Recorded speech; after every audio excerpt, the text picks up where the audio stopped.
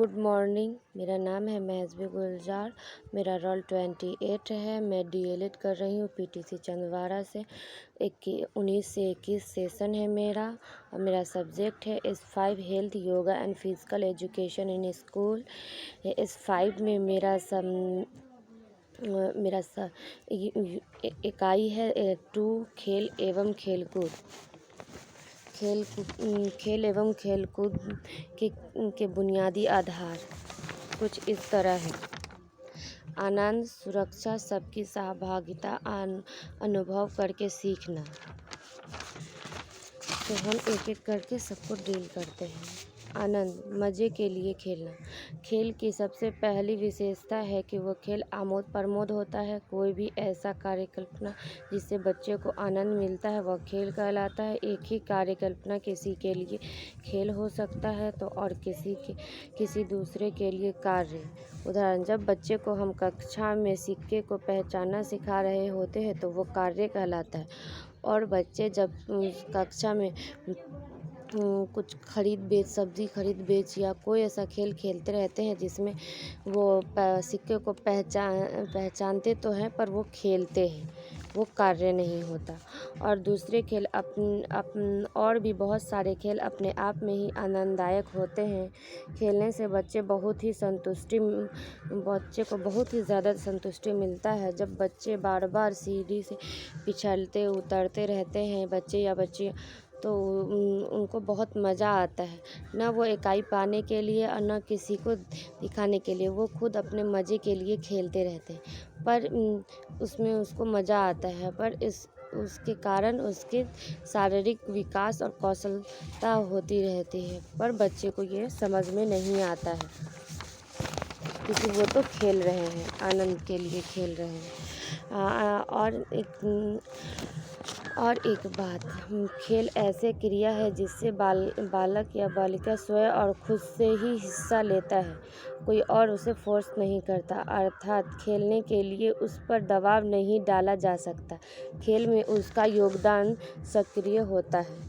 और दूसरा उसमें है सुरक्षा, सुरक्षित वातावरण, शारीरिक एवं भावनात्मक सुरक्षा।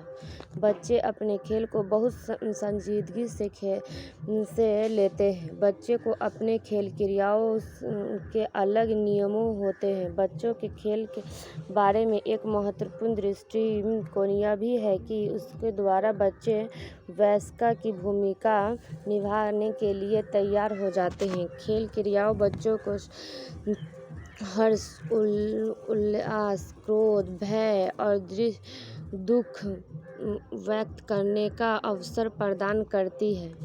बच्चे या बच्चियाँ खेल में ही बहुत सा ऐसा खेल खेलते हैं जिसमें उसको दिमागी तौर उसका मानसिक शारीरिक दोनों का विकास होता है।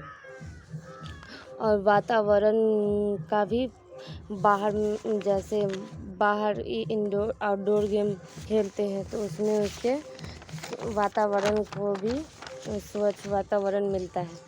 और तीसरा पॉइंट यह भी है कि सबकी सहभागिता, मतलब लड़के लड़कियां, विशेष आवश्यकताओं वाले बच्चे का भी समावेश। जैसे एनसीएफ के द्वारा कहा गया कि विशेष आवश्यकताओं वाले बच्चे को भी हमें पढ़ाना है और खिलाना है। एनसीएफ के द्वारा है कि बच्चे को हमें खेल खेल के ही पढ़ाना है, मार पीट के नहीं पढ़ाना है। जितने बच्चे खेल खेल के समझते हैं, पढ़ाई हो चाहे खेल हो चाहे कोई भी ऐसी चीज़ें हो, समझदारी की, अक्लमंद की, या कोई भी ऐसी बातें हो, बच्चे को जितने प्यार से और खेल के समझाते हैं, बच्चे जिस तरह से समझ जाते हैं प्यार और खेल के माध्यम से, वैसे मारपीट के माध्यम से या रटाने से नहीं समझते।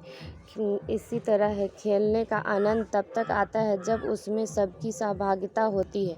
विद्यालय स्तर पर सबकी सहभागिता विशेष आवश्यकताओं वाले बच्चों का समावेशित करना भी आवश्यक है। इसलिए विद्यालय में ऐसे खेलों का चयन होना चाहिए जिसमें सभी आवश्यकताओं वाले क्षमताओं और क्षमताओं और अक्षमताओं वाले बच्चों के लिए समान रूप से खेलने के अवसर उपलब्ध कराए जा सके, जिनमें लड़के एवं लड़कियों को समान रूप से अवसर मिलना चाहिए।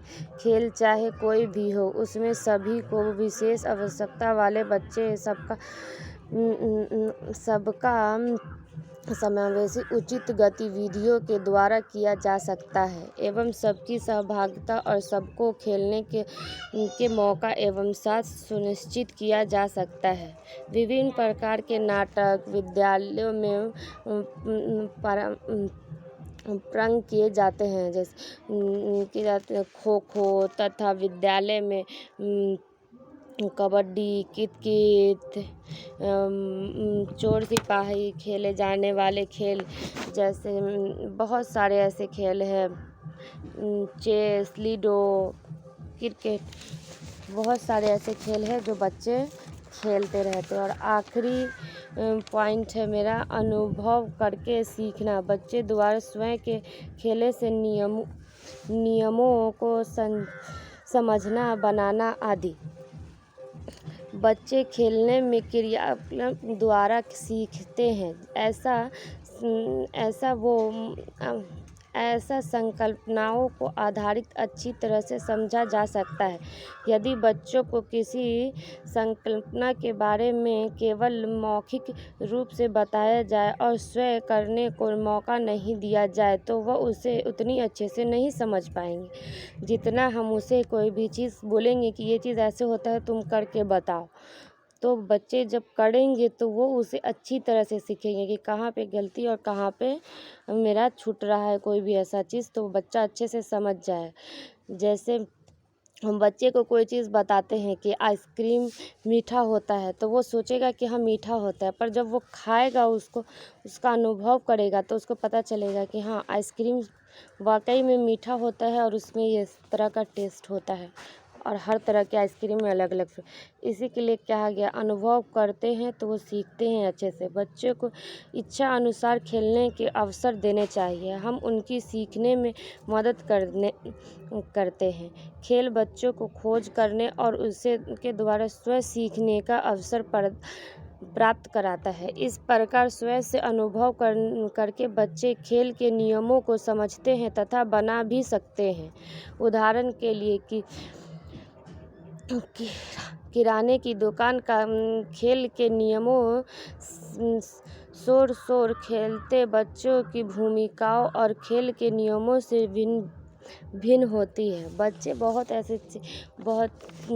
बहुत ही भावुक होते हैं, उसे हम डांट कर या कोई भी इस तरह से नहीं समझा सकते। उसको अनुभव करेंगे, हम करके बताएंगे कि बाबू ऐसे करो, तो वो फिर उस तरह से करते हैं।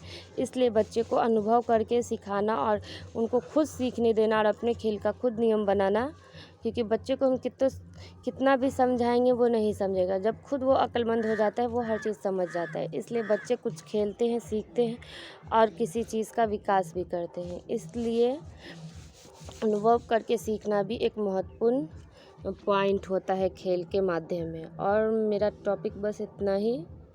Thank you.